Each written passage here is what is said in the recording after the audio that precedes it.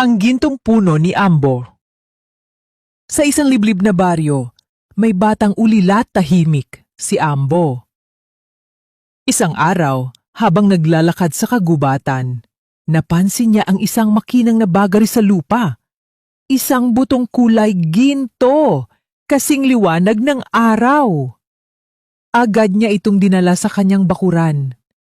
Walang pag-aalinlangan, hinukay niya ang lupa at itinanim. Araw-araw niya itong dinidiligan, sinasabayan ng dasal.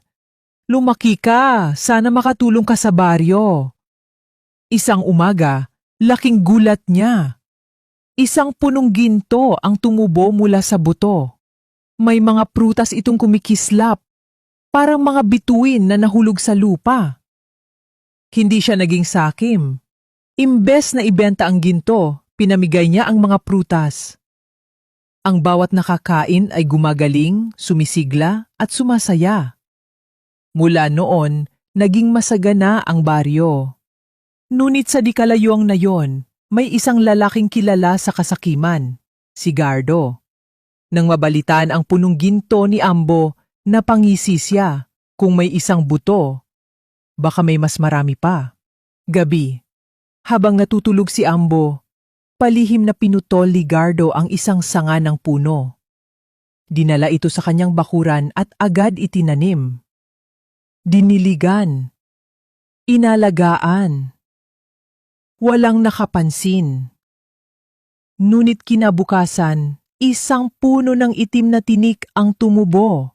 Ang bungay mapait, ang sanga matutulis.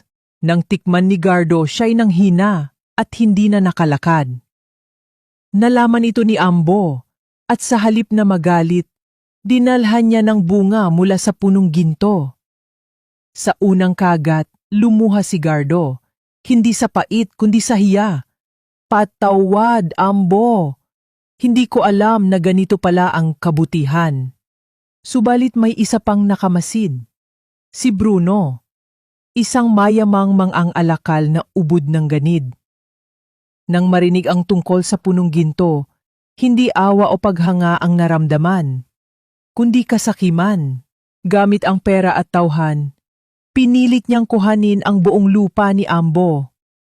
Nung tumanggi si Ambo, tinangkang sunugin ni Bruno ang punong ginto.